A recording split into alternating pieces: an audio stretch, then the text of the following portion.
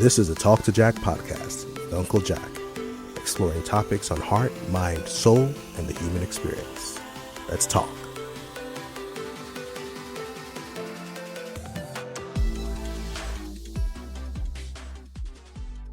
Hello, everyone, and welcome to another episode of the Talk2Jack podcast. I'm your host, UnkuJack, and I'm here with another episode.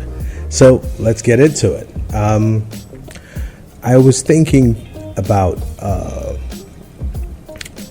trauma and how some of the things that we experience in the earlier days of our lives when we're kids, and how they can affect how we make decisions today.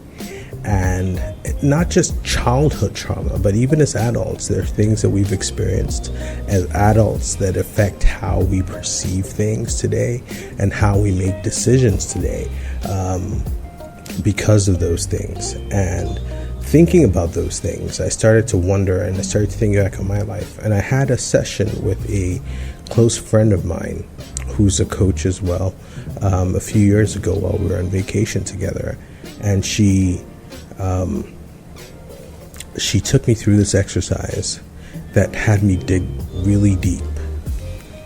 And we were going through this mental exercise, and I went back to this place as a child when we were evicted from our home. We weren't owing rent. We were not in debt. We were paid up. There was no reason for the landlord to act the way he did. But I remember I was being picked up from boarding school that day and brought home. And I got home, and there was this huge truck outside, and all our stuff was out on the road. And I'll never forget that feeling of just being unsettled.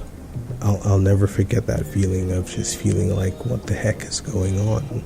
This is all our stuff. Why is it on the road? Why is this happening? And I remember going up to my dad at some point and offering him my piggy bank. Well, he reminded me of this, actually. Offering him my piggy bank and saying, will this help? As a child, I was maybe 10, 11 years old at the time. And it had such a profound impact on me, seeing that this situation of renting a home could lead to you being homeless because the landlord had decided that he didn't want you in his house anymore.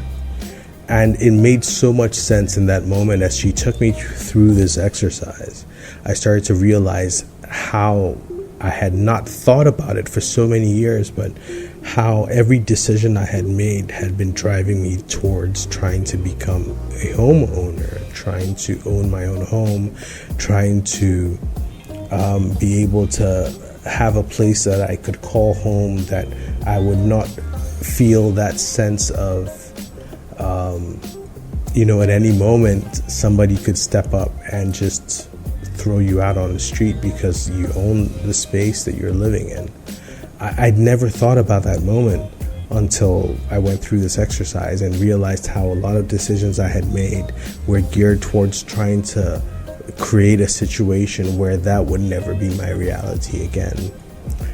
And that was just one scenario. Another scenario was in high school.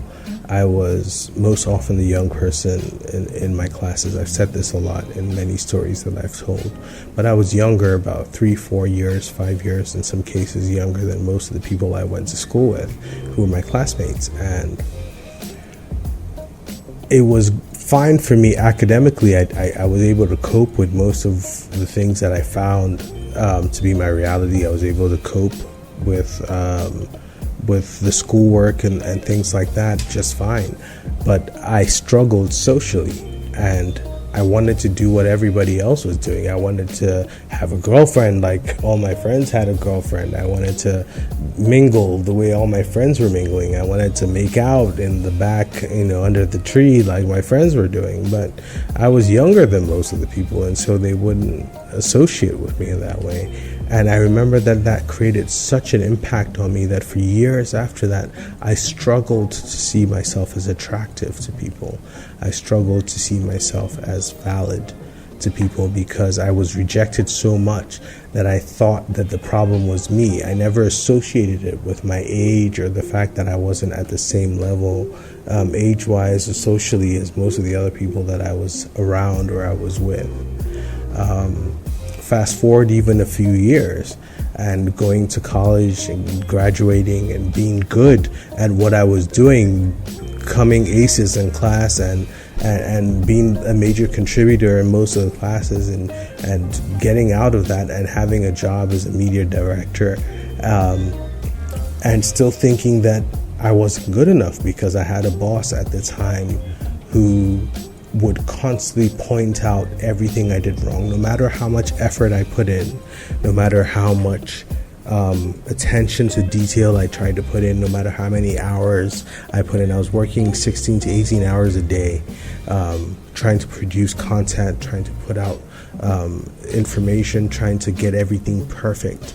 And when that broadcast would come out on a Saturday night or a Sunday morning, I would get called in on Monday morning, or I would get a call on Saturday night or Sunday morning saying, what is this? Why is this way? Why is this that way? And all of that. And I remember feeling so small and so little and so tiny. And as a result, I recall that I had this obsession with getting things right. I remember a colleague of mine telling me about 4 or 5 years ago, saying, are you kidding? This is perfect. Why are you obsessing over it? Release this, send this out. The deadline is now. You need to send this out. I'm like, no. I need to do this and I need to do that. And then this line is not straight and this comma shouldn't be here and this and this and that and that. And I remember obsessing so much over what I considered to be inadequacies. And all of this thought, even as an adult, 20-something years after those experiences, were still driving the decisions I made on a daily basis about what I thought was good and what I thought was bad and what I thought was adequate and what I thought was not, what I thought needed to be done, what I thought could be done better, or, all of these things that I had been through were driving my decisions as an adult. And it took a moment of conscious awakening through this thought exercise with my friend that brought me to this place where I was able to finally see how all of those experiences had affected me as a person and how I related to my environment, how I responded to things, how I was driven towards certain things in life. As a result, as a direct consequence of those experiences in my early childhood, in my early work life, in my early school years, and all of that. And if I hadn't gone through that exercise, I wouldn't notice how some of those motivations were triggered or caused by that. And so I finally realized those things. And so the next question was, how do I deal with it? Are the things that I'm doing, the decisions that I'm making, destructive towards me? Thankfully, most of the things that the habits or patterns that I picked up were not destructive. They may have been obsessive, but they were not destructive. They were things that were designed to bring out the best results for my life, for my family, for the people around me in my immediate environment. So the answer for me was, okay, how do I deal with it? Tone down the pressure, but you can keep doing what you're doing. It's not a bad thing to try to perfect a presentation before it goes out, or trying to perfect a document you're going to send out, but don't obsess over it. How do I process it? How do I process this information? How did I deal with it? I cried. I will not even lie to you. Going through that experience with my friend broke me, because I relived those moments. I finally let go of all that bottled up pressure and tension and all the things that I'd been holding inside of myself, that feeling of insecurity around that feeling of home and the sense of home that I had so deeply craved, and not understanding why I had craved it so much. And being able to do that, being able to process these thoughts and to understand these feelings and these motivations allowed me to heal. It allowed me to focus consciously on saying, okay, you know what, that was then, this is now. What happened to you then is not your reality today.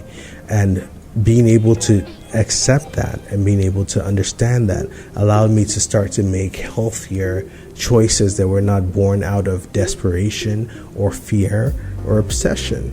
And that is a place of true healing. And lastly, it helped me grow through it. I'm a better person today because I'm able to take stock of the things that I've experienced in my past. I have processed them. I have thought about them. I have seen how they've affected the way that I've made decisions today. And I've been able to say, okay, I'm able to let go of XYZ. I can be a better person because of XYZ. And I can make better choices and decisions today that are not strictly motivations from my past experiences, but they're born out of a sense of comfort, a sense of peace, a sense of being better, as opposed to a sense of fear, which is where most of my motivations had come from in the past. Wanting to fit in, wanting to not be evicted, and wanting to not be vulnerable, wanting to not be in a place where I was not in control. And so what I'm able to see in my life is growth. And because of that, I'm a better person for it. I'm in a better place for it. And that's what I wanted to share to you today, that the things that we've been through in our lives can trigger a reaction.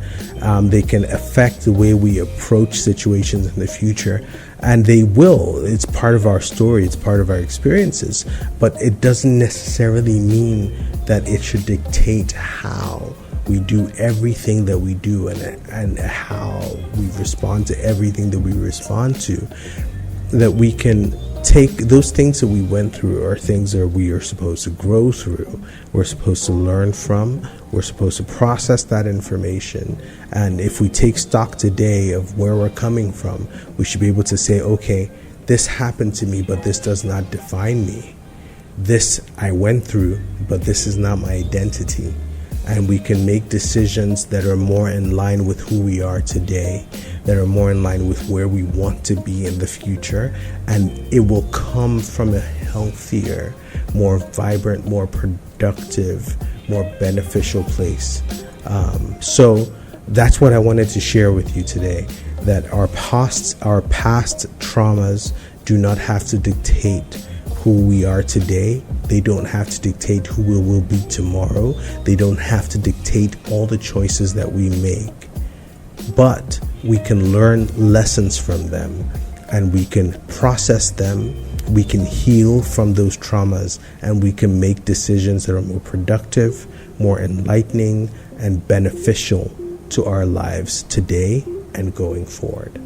I hope you found this topic interesting. I hope you took something away from it. Please like, share, and subscribe. And as always, be inspired. This has been the Talk2Jack podcast with UnkuJack. Tune in next time for another episode.